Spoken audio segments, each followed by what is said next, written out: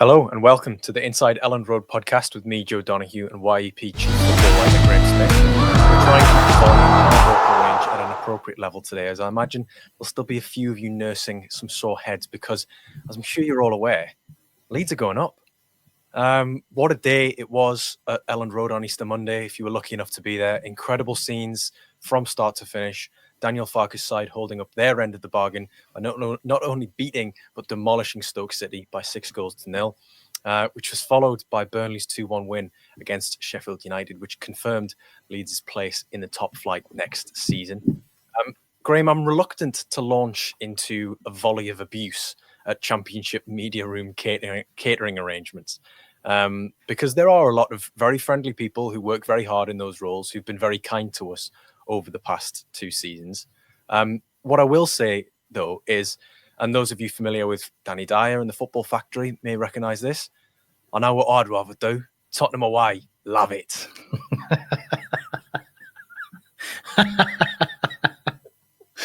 Amen, brother Donoghue. Amen. Congratulations to Leeds United. You know, everyone involved, Daniel Farke, his staff, his players, the backroom staff, the medical team, everyone in the kind of support roles, everyone who works at Elland Road to make match day special, you know, directors, everybody, but mostly the fans because it's their club. And it's funny, isn't it? You know, somebody in the backroom staff came over during the East Stand celebrations and said they were booed off 2 weeks ago, and kind of chuckled. And football is mad. Football is an absolutely mad sport. Leeds United is a mad club, and they got it over the line, and they got it over the line in the most impressive way possible. 6-0 against Stoke was just ridiculous. I mean, Joe Urquhart was there, and he sidled up to me at halftime and said, "This is not Leeds United. You know, Leeds United is 0-0 for 89 minutes against Stoke, and then maybe conceding, and then having to do it the hardest possible way, maybe even on the last day. Leeds United is not winning 6-0, scoring 4 goals inside 20 minutes to just completely remove all jeopardy and peril from the game." And that just was the start of a spectacular day at Elland Road. I mean, it was absolutely superb. It was fantastic.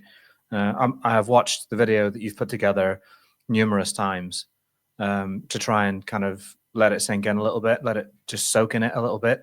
I imagine for a lot of people, it hasn't really sunk in. I don't think for the players, it will properly sink in, probably not until they've finished off the season and they can go off to Vegas or wherever it is they're going to go to celebrate. But magnificent, absolutely brilliant. What a day. Yeah, just some incredible sights and sounds around Elland Road and inside and outside on Easter Monday, which we'll get into at a later point in the podcast. But I think because we haven't recorded since last week, it'd probably be best to begin at Oxford, where Graham and I turned up in the car, and there was a bit of back and forth, wasn't there? It was I really hope they've got a screen in the media room. It's basically what you said, so we could watch the 5:30 game between Sheffield United and Cardiff. We climb up to the top. In fact, we don't climb. We got the lift. We got up to the top floor where just the to media save your room little legs. Yeah, well, you know, it takes you a lot longer than, you know, someone who's a little bit younger and chipper. We got the lift up, get into the media room, greeted by the lovely ladies who work in there, and as we scanned the room, there was not a single television screen. So what did we do? We improvised. Graham, how did we watch Sheffield United's Cardiff? We enlisted the help of a former professional footballer who shall remain nameless to protect him legally. And he had the capability, technologically, on his phone to watch the game. I'll probably not say any more than that. Yeah, probably best. Yeah, set up his phone, and we propped it up on my laptop with my laptop open, so that we could sit around this tiny screen, gather around it, and watch that game before Leeds United took on Oxford.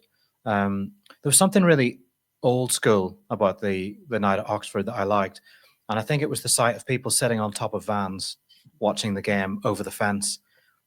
You don't get to watch games over a fence at this level very often.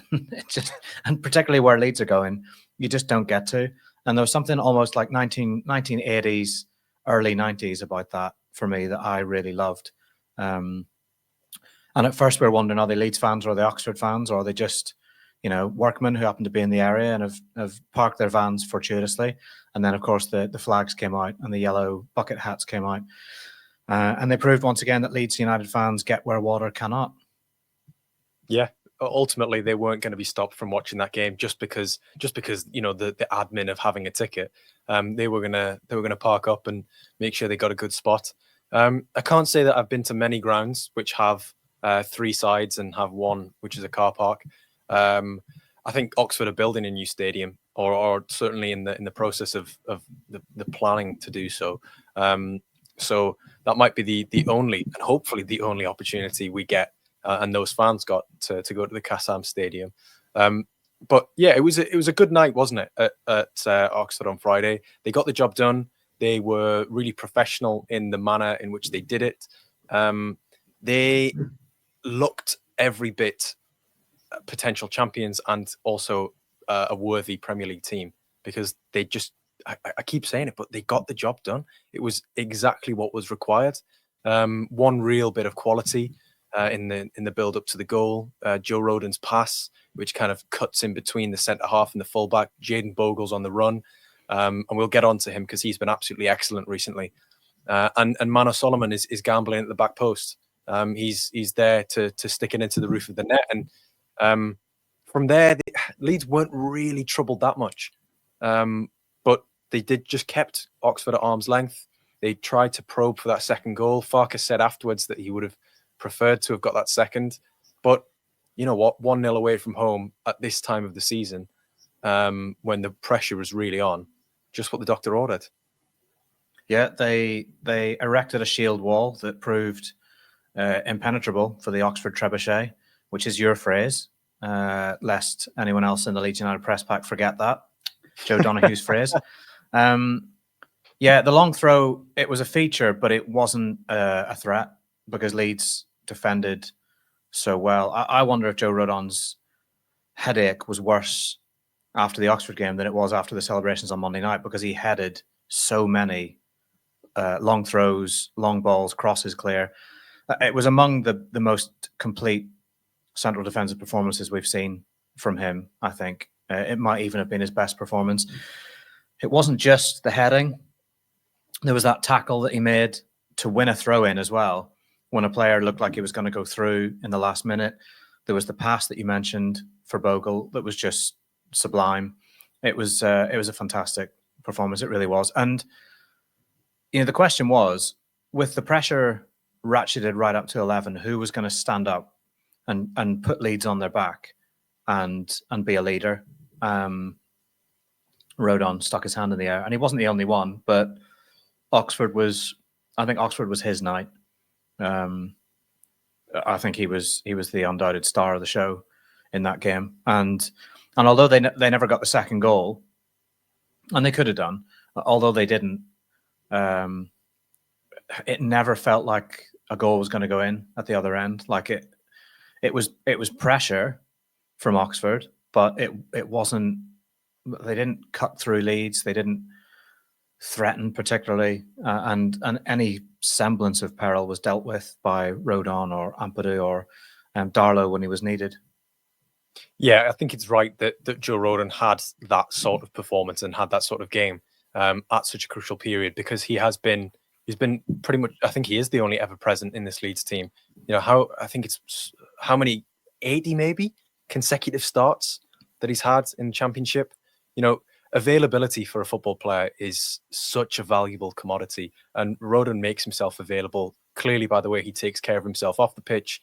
He obviously puts himself in harm's way on it, but he's someone who is a model professional, and yeah, it was really, I suppose, cathartic for him, I imagine, to have that Oxford game and then to roll into Stoke on the Monday, riding the crest of a wave. But I mean, I love to discuss the actual match too much, because this is such a unique period in the history of the club, and I feel like there's so much going on around the 90 minutes that we should probably discuss what else was happening at Oxford. As you mentioned, God bless the EFL, the van zone, as someone termed it, which I think was brilliant.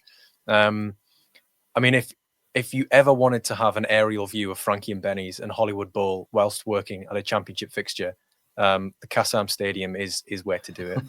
At full time, we had we were escorted down, directed down to a breeze block press conference room that I can only presume doubled as a bomb shelter, because it was tiny, cold, and had absolutely no signal.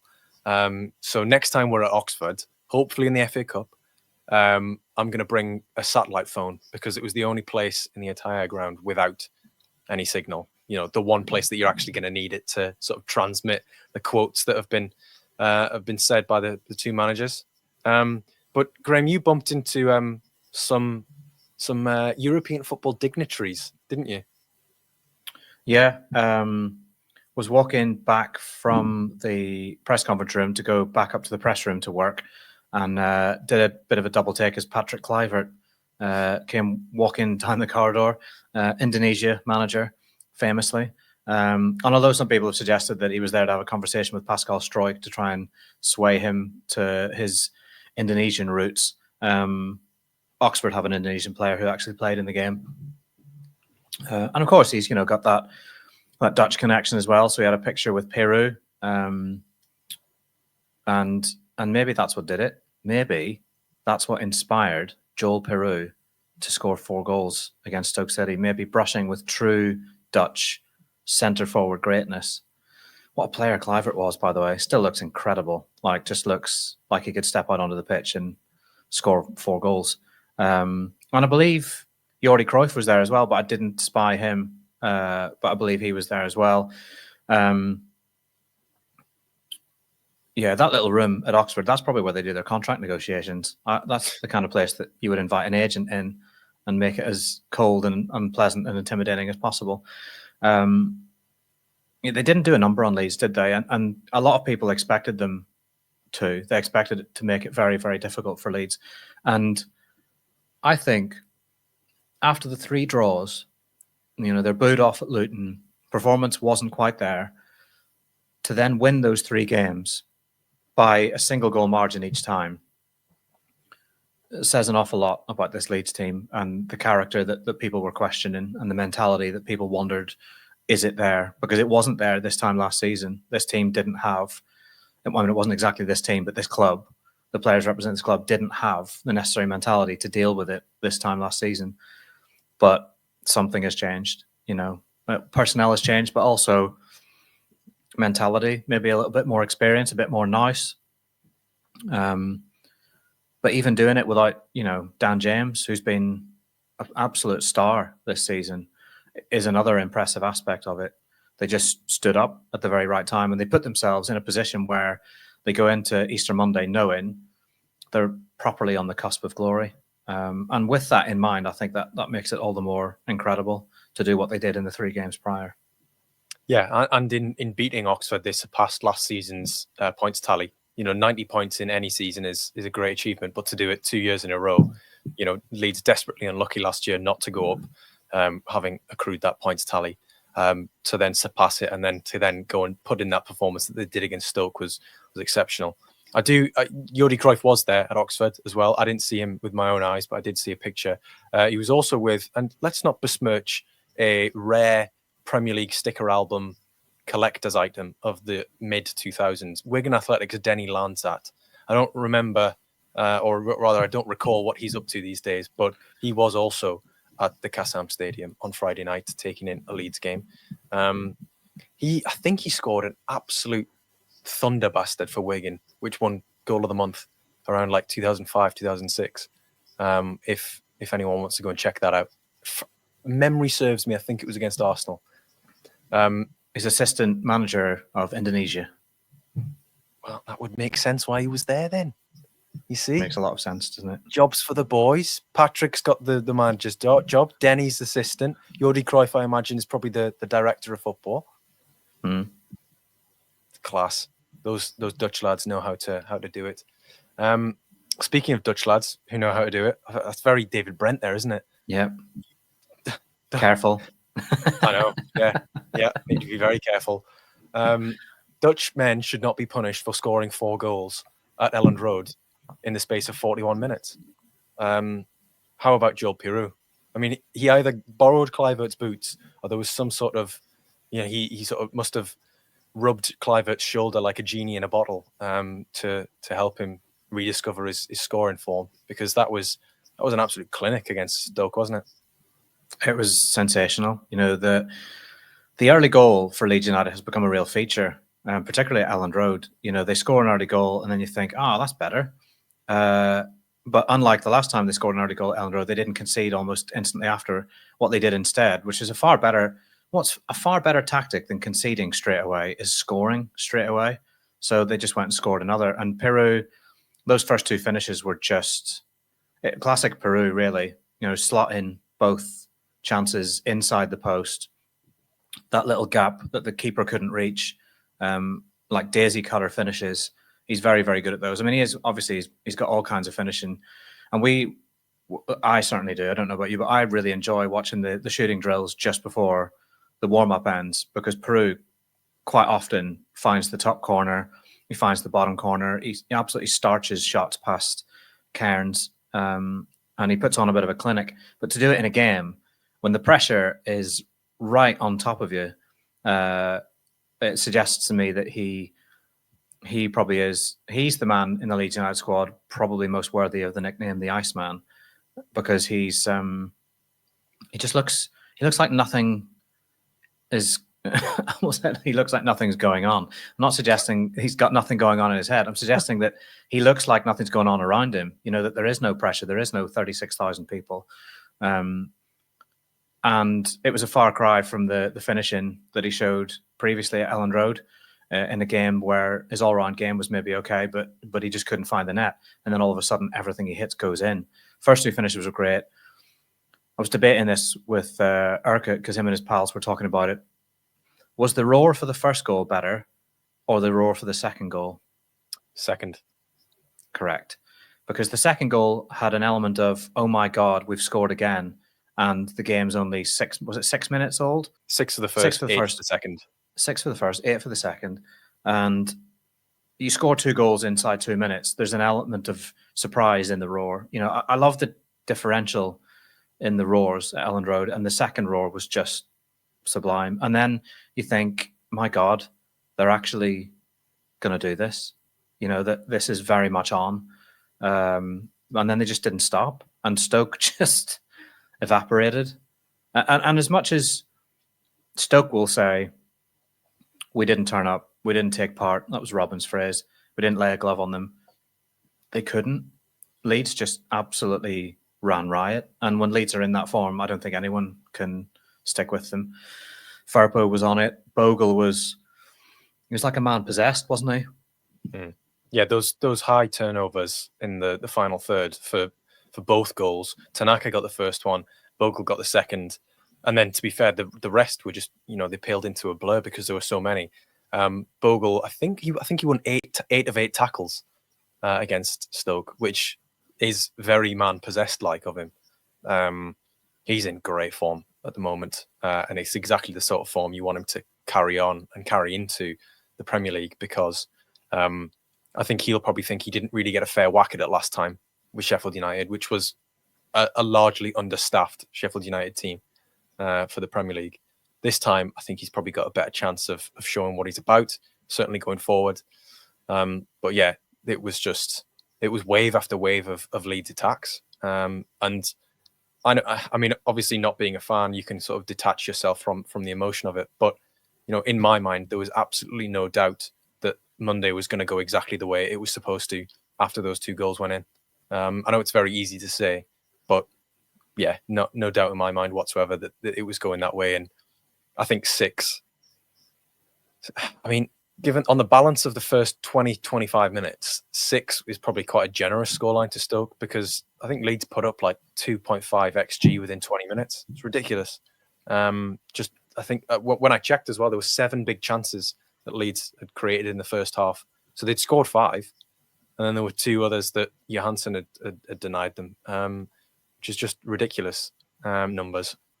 So yeah, the actual game itself was fantastic. There were clamoring for Harry Gray to be introduced from the bench for pretty much the entire second half. Every time he went down to warm up along the sideline, sort of scanning over his shoulder to see if Chris Domagala was summoning him back. It was always somebody else.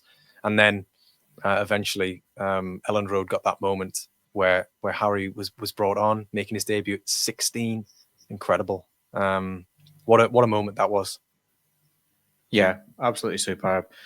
Just want to go back briefly. You correctly identified that Tanaka won the high turnover for the first goal, but immediately prior to that, Gruev won a higher turnover, and Leeds had a little attack that broke down from that inside the penalty area, and that for me set the tone. The fact that Gruev was so switched on and so on it to get up there and win that ball, I thought his was a very important but understated performance on the day.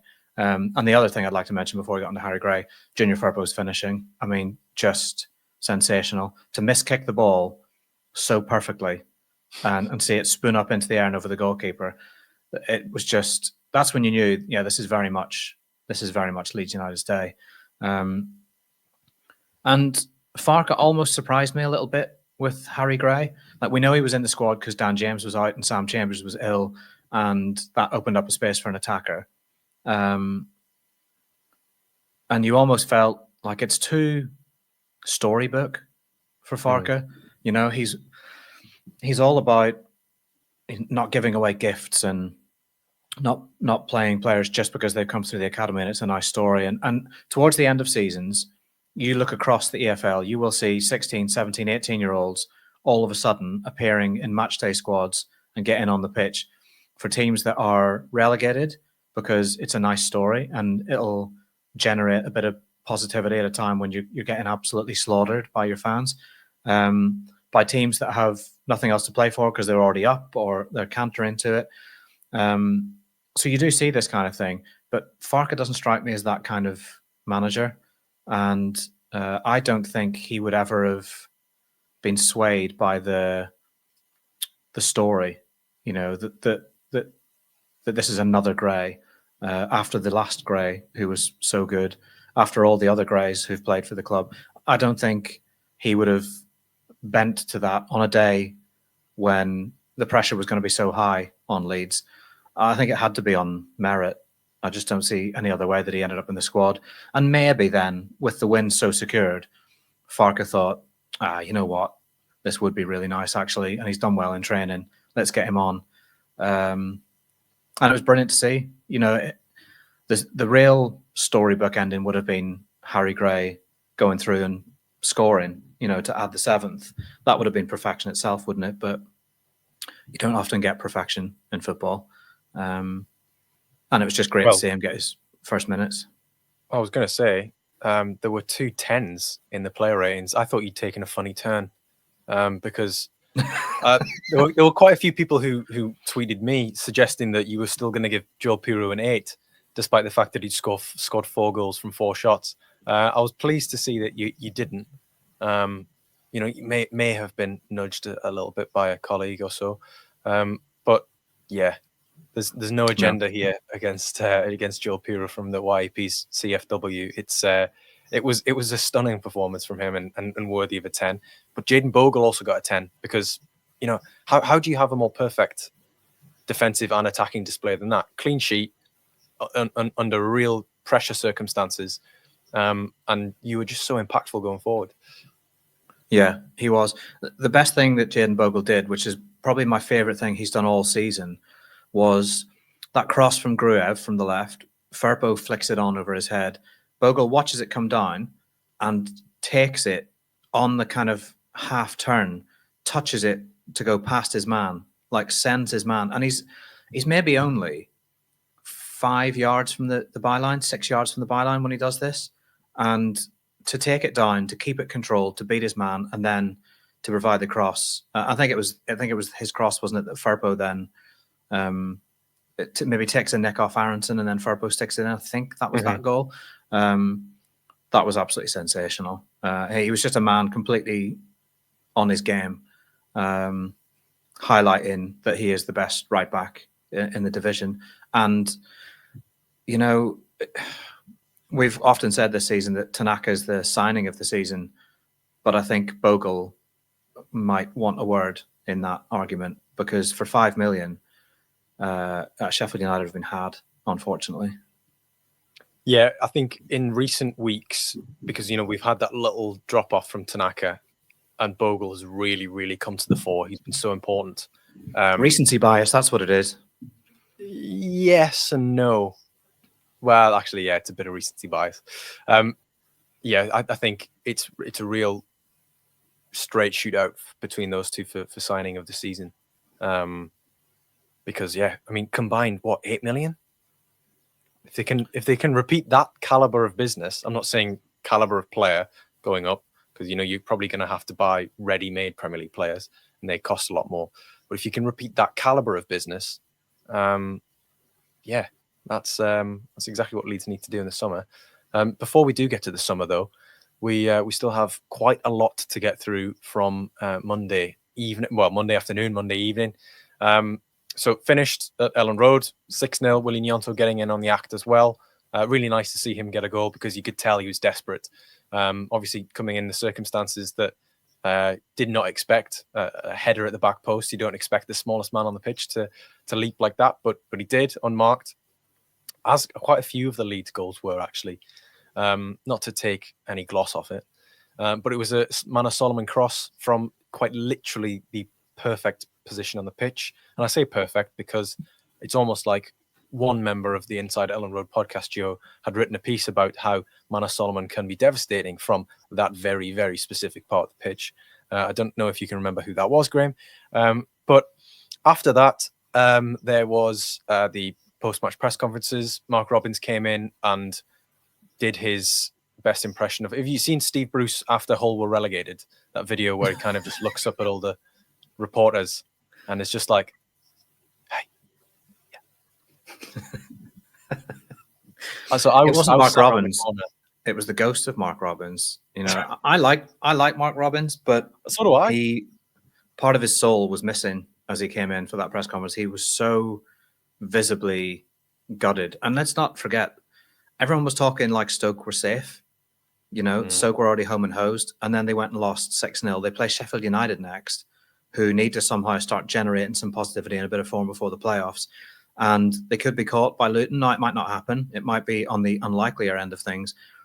But the very last thing you need, when you're still not quite mathematically safe, is to go and get absolutely spanked 6-0 away from home. And he was wearing all of that all over his face.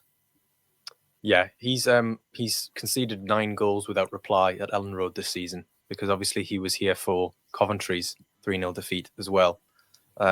So, yeah, don't think he'll be wanting to come back to Ellen Road in a hurry.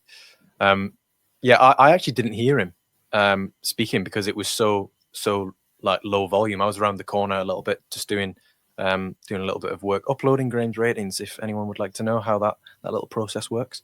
But then Daniel Farke came in and he was a lot more effusive with his words about his team. But he wouldn't, because the Burnley Sheffield United game was ongoing, he wouldn't commit to being, you know, to celebrating or saying, you know, this has been a great year for my lads. I'm delighted that we're promoted. Just even when Burnley score to go a goal up, which then means that Sheffield United need 2. I can't remember the last time Burnley conceded 2 goals in the same game. And he just maintains that poker face, didn't he? It was incredible. Yeah, I looked to my left and saw Josh Brownhill celebrating, and then instantly looked at Farke, and he'd seen it because he kept looking at the screen. He was literally watching the game as he spoke. Did not break rhythm in his sentence at all. Didn't break into a smile. Didn't like catch anybody's eye or raise his eyebrow. Just carried on. Didn't scratch his eye. Professional. Didn't go. Didn't scratch his eyelid. No. That could be a very good moment for us. Yes. But yeah, I think it's funny because clubs are in this awful situation where you have to prepare for the eventuality that you might be confirmed promoted. So you have to have the T-shirts made and everything, but you can't let on. Like, it's all a big game, isn't it? It's just all a big drama that you can't let on that you've done those things, and you can't let anyone see the T-shirts or see you celebrating or hear you speaking in a way that suggests you think it's done. Because if Sheffield United go and win that game and it takes the promotion race into next weekend, then you would look like an absolute jerk. We would all point out that you were premature with your celebrations. So you have to remain fairly stoic and keep this poker face on, even though you know that in, I don't know, 45 minutes time, it'll be Largi Ramazani dancing and spraying champagne and leading the celebrations like he's started 44 games consecutively and scored 25 goals. You know that that's all possible and around the corner, but you're just not there yet. And it's a really weird time. And it was a weird little period where the press room kind of started to empty. Stoke filed out and their journalists filed out. Some of the national guys left, and some of the people who I don't even know who they are, but they pop up in the press room every week and enjoy the food.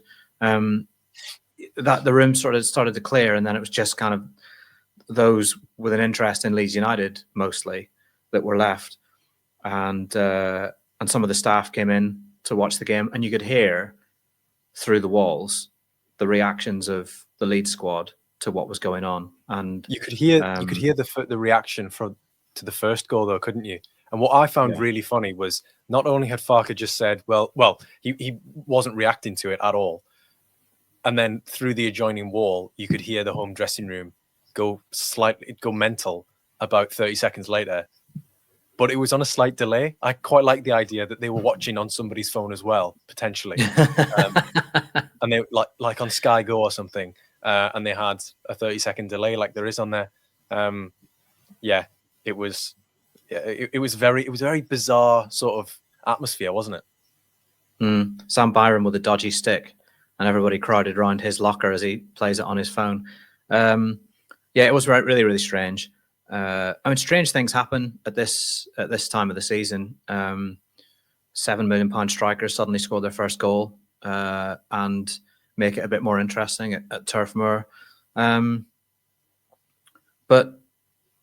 I think if there's one team we could trust to do the right thing by Leeds United on such a day, it's Burnley.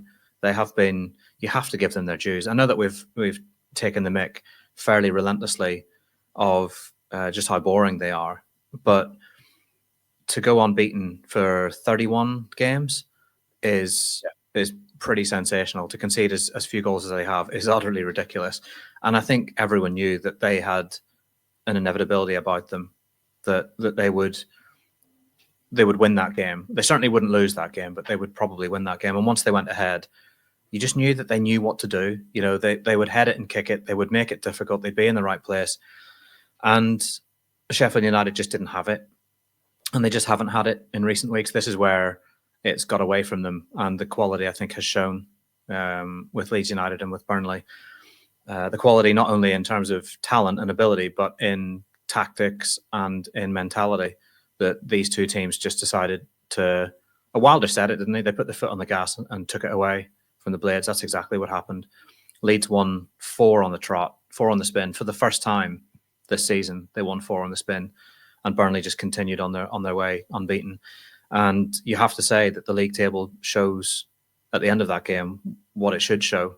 You know, that the positions are deserved. And I think, YEP bias aside, I think Leeds United deserve to be top because they've been the most exciting team, the most dynamic team, the most dominant team when it comes to attacking. They've done both sides of the game really, really well. Burnley have at times relied on doing the defensive side impeccably and struggled a little bit scoring goals and being attacking. But both sides absolutely deserve to go up automatically. Yes. Do we think that in the past couple of days, Daniel Farker has been the fire beast that he promised he would be? You actually have a little bit of insight, don't you, about why he may have used that specific term? Because it's a very odd thing to say. But Graham, being the linguist that you are, you have an explanation, don't you? Yes, I had a message on Twitter from a journalist who works in Germany by the name of Archie, and he said, I don't know if anyone's pointed this out. A couple of Leeds fans had, actually, to give them the due by this stage. But Farker said he will be a fire beast. He's literally saying the German word for party animal, which is fire beast.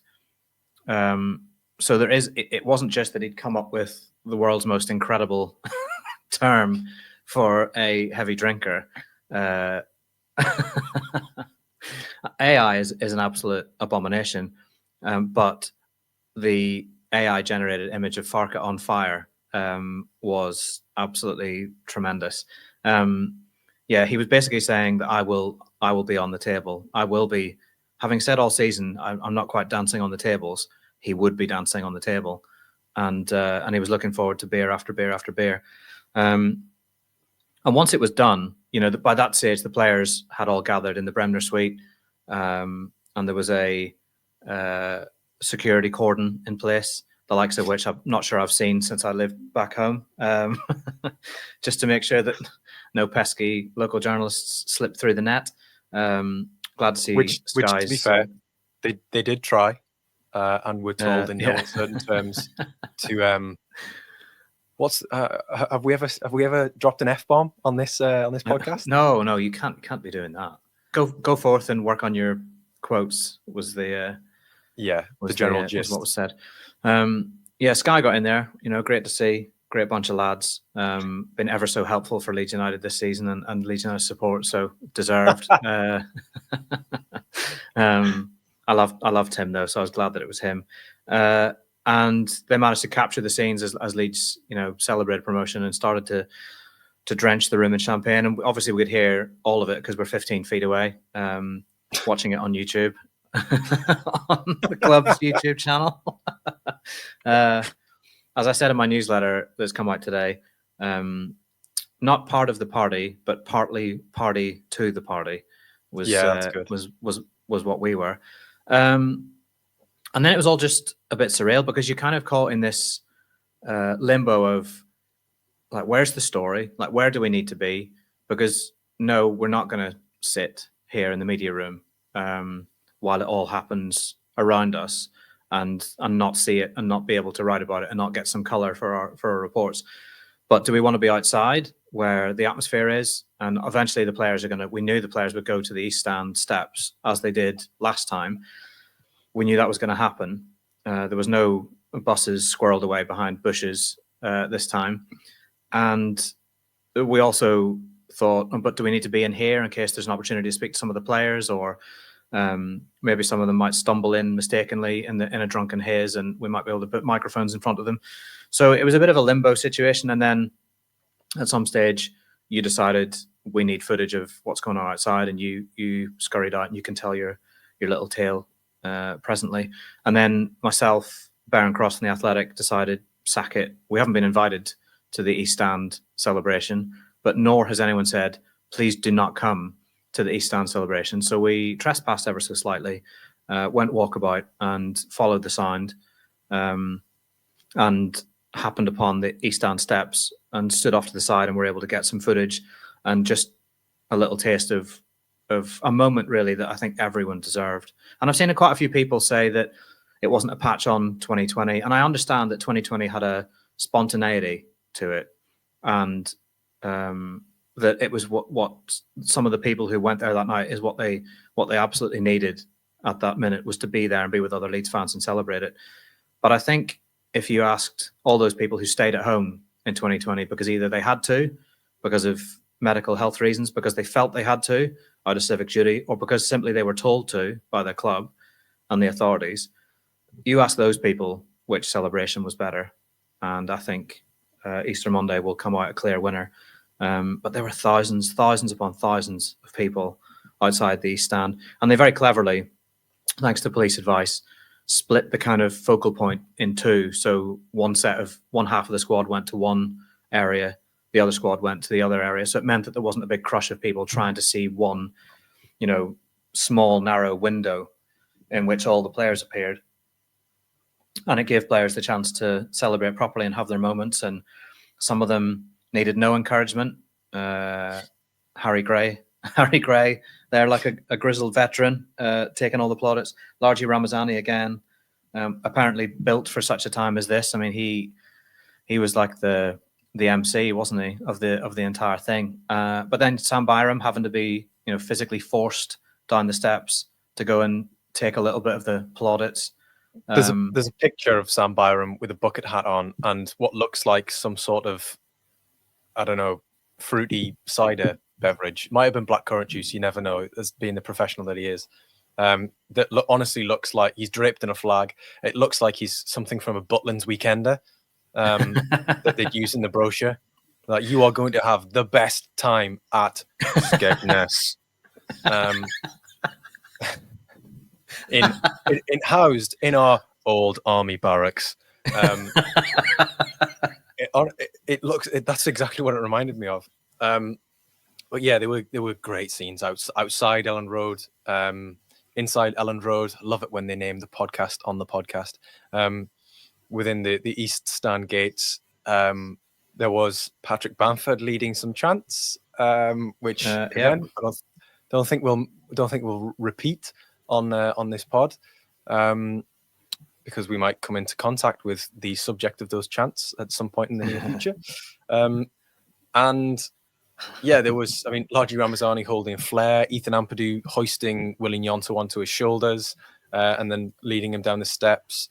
Dan James leading the Solomon again, Ole Ole chant. Yeah, there was so much to sort of, if you're a Leeds fan, to just take pride in and think, wow, this is my club, and I'm so pleased I'm here for this moment. It's so brave of you. I would also just like to say, and probably speak on behalf of the supporters, so brave of you to trespass and to do all of that, and it's so noble a pursuit to make yourself right there front and center, maybe a little bit off to the side, front and center, to be to the side of the celebrations, whilst other members of the press pack, other members of the YEP press pack, had been dispatched to city centre bars, and one in particular was taking 20 minutes to snake through the crowd, trying to get a little bit of footage and colour for the day. But we don't complain about it. Do you know what? Just two things quickly. As Baron and I were walking towards the sound, we had no idea that we were going to find the players on those steps. For all we knew, they were still in a box up in the east stand or peering out windows. And there was this horrible moment where Baron suggested that we were going to walk out in front of like a waiting crowd who are waiting for players and stuff. Almost like we were walking out on stage at Nebworth or Glastonbury or something. And for a minute, my heart dropped into my stomach, and I wanted to just kind of peer around the corner instead of striding around the corner. And thank God that no one actually noticed our presence, because the players were taking all the attention. The other thing that I was reminded of as Ethan Ampadu hoisted little Willie Gnonto onto his shoulders and walked down some concrete steps. I'm old enough to remember the 1993 League Cup final at Wembley when Steve Morrow, Bangor's Steve Morrow, I think he scored for Arsenal to win it. He was dropped by Tony Adams onto his shoulder and broke his collarbone and left the pitch with an oxygen mask on. I think he was stretchered off. It was absolutely horrific. Absolutely horrific. And all I could see when Ampadu was literally bouncing Willie Gnonto on his shoulders on a concrete surface, all I could see was disaster. So thank God he will be absolutely fine, hangover pending, to train again this week. So the players were kind of celebrating and having their moments, and then there were various other people, backroom staff, and some of them very, very graciously came to have words and share in their moment. And it was great to see some people who are very much unsung heroes get in to fully celebrate their hard work behind the scenes this season. Then Daniel Farke arrives, and the players. I had literally just had the thought, it's a shame they don't have like the American tradition of tipping the ice water from a Gatorade barrel over the head coach, because that would be really funny to see Farke like a drowned rat. And then Rothwell and a couple of others approached him with champagne bottles and were spraying him. And it happened at that moment that Bern and I were making our way to the back wall to kind of stay out the way. Farke spotted me, physically accosted me, and said, "Yes, Graham, just stay there for a minute," while the back of my coat took the brunt of the champagne spray on his behalf, which I did not appreciate. Are you saying that Leeds United's manager physically assaulted you? Is that what you're putting on record on this podcast? I even think that the spraying of someone with a liquid would probably count as common law assault. But on this occasion, as long as we get some access to some players pretty soon, then I will be willing to overlook and drop the charges. Yeah, he was. I wouldn't say he cut loose, Daniel Farke, but he was very, very happy, and everyone I think there's probably a measure of relief, but also just a lot of young men caught up in a moment of, oh my God, we've actually achieved something monumental here, and they have, because where the club was last year after Wembley and everything that happened in the summer, Archie going, Georgie going, Cree going, Diego Llorente going, there was some real difficulties to overcome, and it was no certain thing that Leeds United would go up this season. There really was no certain thing that they would get it right a second time and be able to go again. So to get 94 points at least is unbelievable, just absolutely unbelievable. And to finish it in the style they did was absolutely class. And Dan James deserved every drop of however much alcohol it took to get him in that state in such an unbelievably quick time. Well, that's I was thinking this. They don't drink, or they shouldn't drink, for the entire season and for the majority of their lives. Their tolerance must be on the floor. Yeah, you'd say that, but I have known a few professional footballers who played at a very high level for a club of this size that plays in white and who have been able to handle their alcohol incredibly well. From which era? Modern day era. Okay. Yeah, you'd be surprised, I think, but Dan James is also very small, and also he wasn't playing, so perhaps he had a slight head start on everyone else. But either way, it feels like if there's a race, Dan James wants to win it, and the race to oblivion was one that he also was victorious in on Monday. So yeah, they had their East Stand celebrations, and then they made their way back inside, and then eventually found themselves at hotel in the city centre for their after party. And someone close to one of the senior players, has said, I took this slightly tongue in cheek. They said that he didn't celebrate because he wants 100 points and a league title. He definitely celebrated, the player in question, but I do think there's probably been an element of enjoy it by being slightly disciplined, because we would like to go on and win the title. And I know that people will have varying opinions on this, but there are 2 games to play. There is an opportunity to get 100 points and lift a trophy. And I know Ethan Ampadu wants it. He's been very, very clear on that they were going to celebrate fully, as they well should, but then they want to go and win a title. And the fixture list, for once, has been unbelievably kind to Leeds United, because they had a full week in between the Stoke game and the Bristol City game at Elland Road. And that has just fallen so fortuitously, because Burnley play on Saturday, early doors.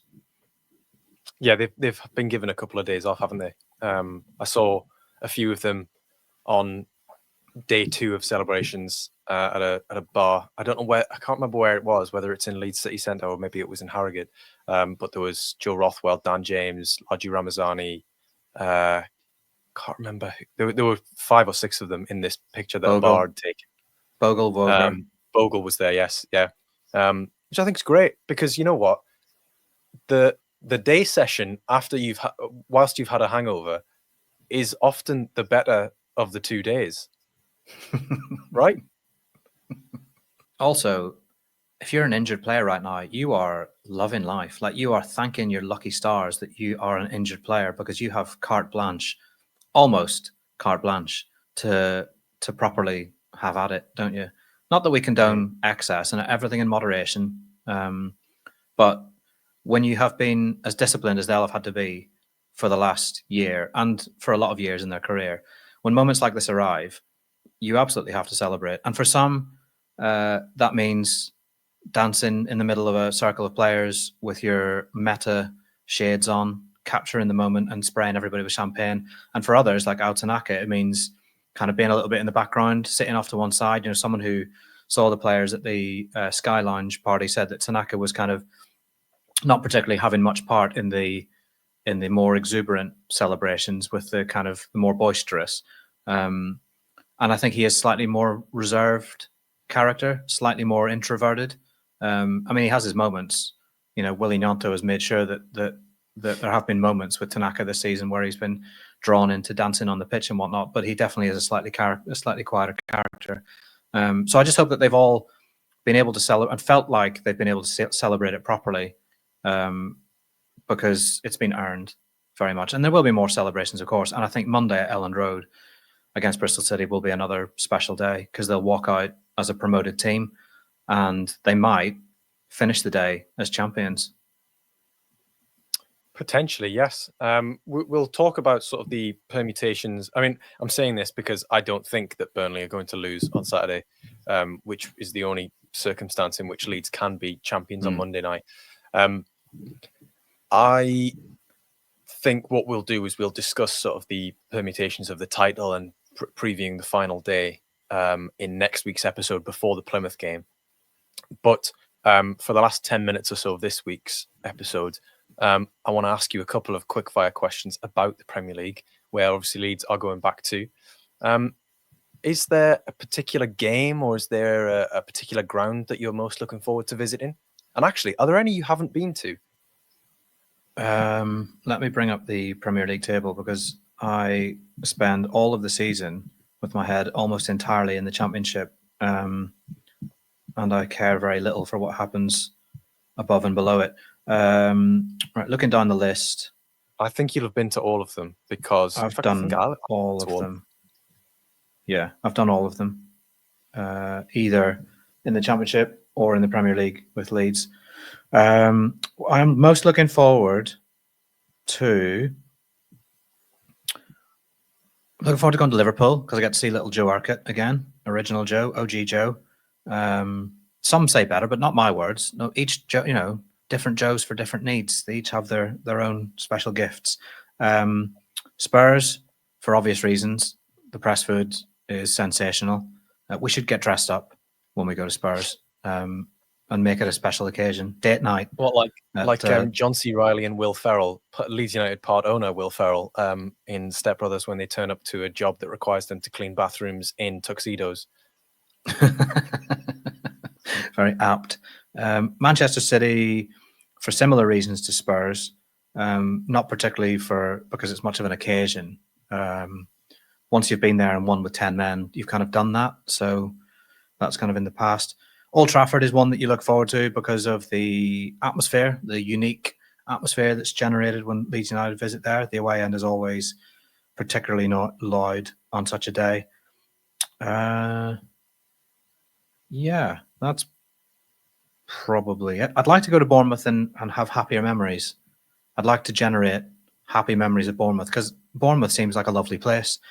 But the last time I went to Bournemouth, it was nothing but sadness and misery and goals conceded, and Javi Gracia being asked, "Have you lost the dressing room?" in the press conference afterwards, by a national paper journalist. Yeah, I'd like to go to Bournemouth. By the way, I'd just like to caveat: we're not laughing at the fact that at Gracia's misfortune. There, we're laughing at what has subsequently become a joke, in that Javi maybe answered questions quite on the nose, very, very straight. He straight batted pretty much all the questions. And a joke since was that, you know, he may have interpreted that as, well, no, it's just down the hallway. Of course, I haven't lost the dressing room. Maybe not understanding the terminology of the English football vernacular. Sorry, I'll let you continue, Graham. Just protecting ourselves there in my role as, you know, the fun killer. There is a ground that we haven't been to, or at least I don't think you've been to it, but I certainly haven't been to it. In fact, very few people have been to it. Everton. Oh yeah, very true. Yep. I really hope that Popey won't get the opportunity to go before Leeds go there, so that I can film him walking up the steps, and then film his little face as he walks out into the stadium. That would be a lovely moment. So yeah, I'm looking forward to all of those. Yeah, I'd completely forgotten about Everton's new stadium. You know, fingers crossed that global tides have not risen too much by the time Leeds are scheduled to play there, because obviously it is right by the River Mersey. What else did I have to ask you? Oh no, it was more to the point of Leeds obviously playing Man United twice next season. I think they stand a real chance of beating them. You know, the last win was Beckford Day in 2010, January 3rd, I think it was. The last league win was September 2002. I mean, you know, I was just a nipper. You still had hair, probably. You know, before that was David Weatherall's winner in 1997. When I and just to give some context of how long ago that was, I wasn't born. So, you know, that's yeah. I mean, it's like winning at Old Trafford is not really it's not really the feather in your cap anymore, is it? You know, it's like everyone does it. So, but it would be a nice thing for Leeds to do. I mean, I imagine at some point they might have some semblance of a plan at Old Trafford, or a squad that looks like they know what the plan is. I'll tell you what, this summer is going to be so much more interesting at Elland Road in terms of what they do. But of course, we'll have many podcasts to talk about that. Yeah, I'm just looking back at the head-to-head history of Man United and Leeds. I think, and I'm open to being corrected on this, I think Leeds' last league win at Old Trafford was 1981. So, you know, you were what? Just finishing your GCSEs at that point? I had not been born in 90. You are the worst human alive who's ever lived. I was not born in 81. I was born in 1983. That's when I was born. Yeah, okay. We'll take your word for it. Don't make me bring my birth certificate to the next podcast and hold it up in front of the screen. It's not a canoe situation here. I can actually prove that I was born when I said I was born. So sorry, is yours written on papyrus? Very good. Monday, you looking forward to Monday and the plinth and the celebrating and the you know, the atmosphere when they walk out? Yes and no, because I've always thought that celebrating with something tangible that you can hold for promotions just a little bit. You know, you either want to go up. I think the only team that should have a plinth and a trophy or something to commemorate their achievement going up from the Championship is the league winners. So while it will be a nice moment collectively, I'd still like to see the proper plinth at Plymouth on the following Saturday. Yeah. But again, it'll be nice for everyone at Elland Road because obviously, you know, limited tickets. Yeah. Well, there won't be a trophy, obviously, because the EFL couldn't give Leeds the trophy if they, you know, in case Burnley won their last game 47-0 and managed to overtake Leeds on goal difference. What if, though? What if Leeds United managed to get a permanent deal done for Manor Solomon and had Ethan Ampadu hoist him instead of a trophy at full time? Would you accept that? Now you're going to let people's imaginations run away with them. You know, have you had any indication that that's going to happen before Monday? No, Exactly. None whatsoever. Right. No. I'll tell you what I am looking forward to on Monday is potentially the lady in a Donnie Darko mask who was riding the bonnets of every car that tried to turn up from Elland Road onto Wesley Street all the way up to Beeston Hill. I've actually got footage of her diving headfirst into an Uber driver's passenger side window in the celebrations that didn't make the big edit because, I'm sure she has a job and probably wouldn't like to see that back. If you do know said individual, I'm willing to sell that footage for a lot of money. I'm looking forward to maybe seeing that again, or some description of that outside Elland Road. Doesn't have to be the same thing. It doesn't have to be a carjacking of sorts. What else am I looking forward to on Monday? I'm looking forward to seeing a competitive game, actually, because Bristol City are going to need to have a bit of momentum. And I imagine Leeds' celebrations over the first couple of days of this week will maybe bring them down to a level where they are on par with a team who are in the playoffs, shall we say. Yeah. Imagine if Bristol City went up. That would be a hell of a story, wouldn't it? That'd be great. I think that'd be fantastic, especially in the context of their season as well. I think Liam Manning's a very good coach, but he's obviously suffered immense personal tragedy this season. And yeah, if they were able to go up, I mean, I've seen lots of videos of their fans. They've been having a great season. Really enjoying following them. And I do quite like Ashton Gate. It would also be tremendous for Leeds because that's one team that you think, well, we'll definitely finish above them next season. I mean, in famous last words and all that. You look at the playoffs, right? And you think, who of that cohort would stand a chance in the Premier League of staying up next season? It's a difficult one. And I say that as well, knowing that Leeds United have got to get everything very right. They've got to spend a lot of money, or at least rather not spend a lot of money, commit to a lot of money, because it might be that they aren't able to do all their business in full transactions. They might have to amortize a lot of that in order to keep it under the headroom. But they're going to have to commit to a big spend, and they're going to have to get their decisions 1,000,000% right to stand a chance of staying up, because that's the only way you can do it, it seems, unless you're going to do a Bielsa and take everyone completely by surprise. But you look at the playoff picture and you think, who's got a chance of going up and staying up? Yeah, you do. But I tell you what, Leeds aren't dicking about with the playoffs this year, as was put once by a chief executive. Leeds are going up, and that is where we finish this week's episode. Leeds as a Premier League team once again. They've still got the admin task of 2 championship fixtures to play, although they are going for the title as well.